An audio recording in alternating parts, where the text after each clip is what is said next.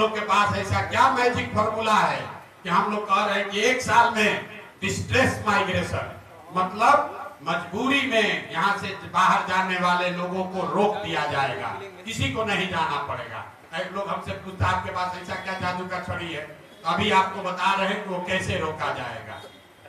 पहले बात ये समझिए कि बिहार में जो नौकरी का लालच लोगों को दिया जाता है, सारा नौकरी, आरक्षण, लड़ाई झगड़ा, कोई कह रहा हम 5 लाख दे दिए, कोई कह रहा हम 10 लाख दे दिए, कोई कह रहा हम 60% रिजर्वेशन दे देंगे। पूरा समाज उसी में लड़ रहा है कि कितना हमको रिजर्वेशन मिलना चाहिए, किसका प्रश्न पत्र लीक हुआ। हम आपको बता रहे हैं चपरासी से लेकर मुख्य सचिव तक, इसको याद रखिए, चपरासी से लेकर मुख्य सचिव तक बिहार में सरकारी नौकरी के जितने लोग हैं उसकी संख्या जोड़िएगा तो उनकी संख्या होती है 23 लाख। मतलब 1.97% 2% से कम लोग ही बिहार में सरकारी नौकरी आज 75-78 साल में पाए हैं। 98% आदमी को ना सरकारी नौकरी है ना आगे हो सकती है। तो जो भी आपको बता रहा है कि सरकारी नौकरी देके पलायन रोक देंगे, उससे बड़ा मूर्ख या उससे बड़ा ठग कोई भी नहीं, कोई नहीं सकता।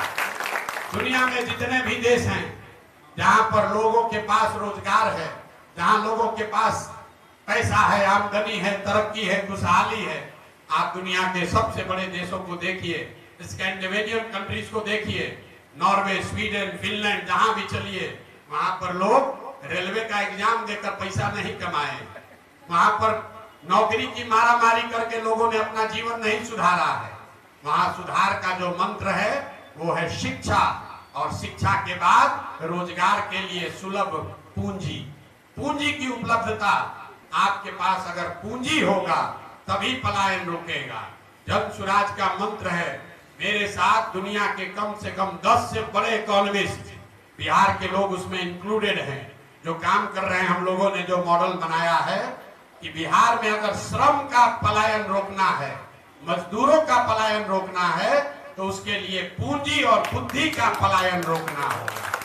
आपको जो मजदूर जाता है ट्रेन में बैठ के, वो पलायन दिखता है, लेकिन पूंजी का पलायन नहीं दिखता, बुद्धि का पलायन नहीं दिखता है। मैं आपको पूंजी के पलायन पर 2 मिनट आपका समय लूंगा, इसकी चर्चा बिहार में कोई नहीं करता है। पूंजी समाज में आता कहां से? पूंजी आने का 2 ही तरीका है। एक, जो पैसा आप कमाकर बचाते हैं, जो अर्जित करते हैं, खर्च के बाद जो बचता है वो आपका हुआ मूलधन। और पूंजी का दूसरा स्रोत है बैंकों से मिलने वाला कर्ज, लोन। तो ज्यादातर लोग कुछ हिस्सा अपना पैसा, अपना बचत का लगाते हैं और 2/3 या 60%, 70% पैसा लोन से लेते हैं, बिजनेस धंधा करने के लिए, गाड़ी खरीदने के लिए, घर बनाने के लिए। आप लोग यहाँ आए हैं गाड़ी से, मोटरसाइकिल से, शायद ही कोई ऐसा आदमी होगा जो बिना फाइनेंस के गाड़ी और मोटरसाइकिल खरीदा होगा। पूंजी की इतनी ताकत है, और बिहार में पूंजी है ही नहीं। पूंजी क्यों नहीं है? क्योंकि यहाँ प्रति व्यक्ति आय है 32,000 रुपया। याद रखिए, नेता लोग जितना भी दावा कर ले, देश में प्रति व्यक्ति आय है 1,35,000, बिहार में प्रति व्यक्ति आय है 32,000।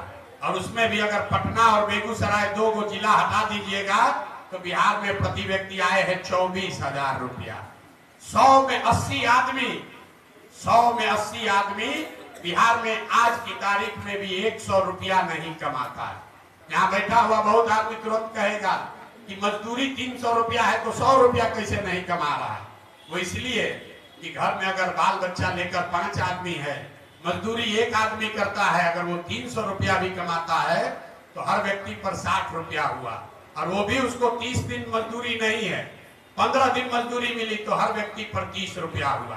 तो ये आंकड़ा याद रखिए, 100 में 80 आदमी दिन में 100 रुपया नहीं कमा रहा है, तो खाने पीने के बाद उसके पास पैसा बचना ही नहीं है। और दूसरा पूंजी का स्रोत है बैंक। बैंक क्या कर रहे हैं? आप और हम कह रहे हैं बाहर से उद्योग आएगा, हम बता रहे हैं बैंकों से पूंजी का पलायन कैसे हो रहा है। रिजर्व बैंक ऑफ इंडिया एक आंकड़ा जारी करता है, जितने पढ़े लिखे लोग हैं जाकर रिजर्व बैंक ऑफ इंडिया के वेबसाइट को देखिए। रिजर्व बैंक ऑफ इंडिया एक आंकड़ा जारी करता है जो बताता है, एक अनुपात है CD रेशियो, मतलब कितना पैसा आपने बैंक में जमा किया और बैंकों ने उसके बदले में कितना पैसा ऋण व्यक्ति और समाज को दिया।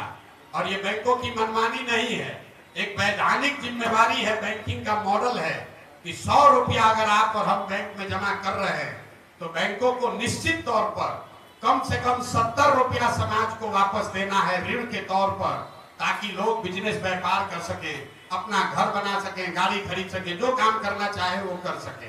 बिहार में इसकी स्थिति क्या है? पूरे देश में सीडी रेशियो है अभी करीब करीब 74%। मतलब अगर 100 रुपया पूरे देश के लोगों ने बैंकों में जमा किया तो बैंकों ने 74 रुपया वापस किया समाज को। बिहार में 1990 से लेकर पिछले वित्तीय वर्ष तक सीडी रेशियो है 40%। लालू जी के जमाने में ये घट के हो गया था 18%। मतलब 100 रुपया जो हम लोग जमा कर रहे हैं बैंक में, 100 रुपया ही बैंक वाला ऋण के तौर पर वापस दे रहा है। इसका असर क्या हुआ? पिछले फाइनेंशियल ईयर में, पिछले वित्तीय वर्ष में बिहार की गरीब जनता ने, बाहर के उद्योगपतियों ने नहीं, बिहार की गरीब जनता ने यहाँ के बैंकों में जमा किया 4,61,000 करोड़ रुपया। 4,61,000 करोड़ रुपया बिहार के बैंकों में जमा हुआ। सीडी रेशियो अगर 70 होता तो बिहार के लोगों को 2,80,000 करोड़ रुपया लोन के तौर पर मिलना चाहिए था। मिला कितना? 1,61,000 करोड़। बाकी का पैसा कहां गया? बाकी का पैसा बैंकों ने यहां से उन राज्यों में ट्रांसफर कर दिया जहां उद्योग धंधे लग रहे हैं, जहां रोजगार है, जहां तरक्की है।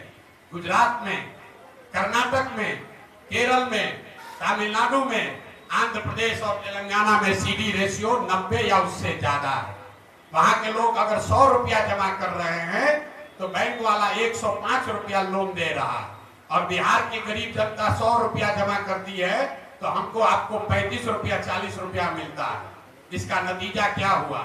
1990 से लेकर पिछले फाइनेंशियल ईयर तक बिहार के बैंकों ने 26 लाख करोड़ रुपया, इसको ध्यान रखिए, कोई नेता, कोई पत्रकार ये बात नहीं करेगा, 26 लाख करोड़ रुपया बिहार के लोगों की जमा पूंजी बैंकों ने यहां से ट्रांसफर कर दिया दूसरे राज्यों में। और आप सोच रहे हैं कि कोई 2,000 करोड़ रुपया लाकर चीनी मिल बना दे। अरे अपना घर लूट गया। 26 लाख करोड़ रुपया बैंकों ने बिहार के लोगों का दूसरे राज्य में दे दिया, और आप और हम सोच रहे हैं कि 2,000 करोड़ रुपया कोई बाहर से लेकर आए। अब आप कहिएगा भैया सरकार में कोई इसका बात क्यों नहीं कर रहा है? बिल्कुल इसका बात होना चाहिए। आपकी जानकारी के लिए बता दें कि सीडी रेशियो को देखने के लिए मुख्यमंत्री की अध्यक्षता में कमेटी है, जिसको हर महीने बैठना है, जिसको ये सुनिश्चित करना है कि बैंक ये पैसा लोगों को दे। लेकिन जैसे डॉक्टर, इंजीनियर मुख्यमंत्री का बात नहीं सुन रहा है, जैसे पुलिस और शिक्षक बात नहीं सुन रहे हैं, जैसे सीओ बीडीओ बात नहीं सुन रहा है, वैसे बिहार में बैंक वाले भी मुख्यमंत्री का, सरकार का बात नहीं सुन रहे हैं। इसीलिए ये दुर्दशा है। तो जन सुराज का जो प्रयास है कि अगर 70% भी सीडी रेशियो बिहार में कर दिया जाए तो हर साल करीब करीब 2.5 लाख करोड़ रुपया एडिशनल यहाँ इन्वेस्ट होने लगेगा। आप बड़ा घर बना सकेंगे, ज्यादा बड़ी गाड़ी खरीद सकेंगे, ज्यादा लोग मोटरसाइकिल खरीद पाएगा, ज्यादा लोग रोजी रोजगार कर पाएगा। जब लोग रोजी रोजगार करेंगे तो स्वाभाविक है यहाँ पर और एम्प्लॉयमेंट जनरेट होगा, उससे यहाँ से पलायन रुकेगा। और अगर पूंजी का पलायन रुका तो उससे बुद्धि का भी पलायन रुकेगा। जो पढ़ लिख कर लोग बाहर जा रहे हैं वो लोग यहाँ वापस आएंगे, और जब बुद्धि और पूंजी दोनों का पलायन रुकेगा तो श्रम का पलायन अपने आप रुक जाएगा। जो फाइनेंशियल मॉडलिंग की गई है, जो फाइनेंशियल मॉडलिंग की गई है, आपने रघुराम राजन का नाम सुना होगा, आरबीआई के गवर्नर हैं, थे यहाँ पर, तमिलनाडु के हैं, बहुत बड़े इकोनॉमिस्ट हैं। लेकिन आपको प्राची मिश्रा का नाम नहीं मालूम होगा। यही पटना की लड़की है। जितने बड़े इकोनॉमिस्ट रघुराम राजन है उतने ही बड़ी इकोनॉमिस्ट प्राची मिश्रा भी हैं। और ऐसे लोग बिहार के हैं जो काम कर रहे हैं, और जो यहाँ की मॉडलिंग बता रही है कि अगर 6 महीना में सीडी रेशियो को सुधार दिया जाए तो डिस्ट्रेस माइग्रेशन को इमीडिएटली रोका जा सकता है। तो ये जन सुराज का मंत्र है कि पूंजी के पलायन को रोककर बुद्धि का पलायन रोका जाए, और दोनों के पलायन को रोक के श्रम का पलायन रोका जाए।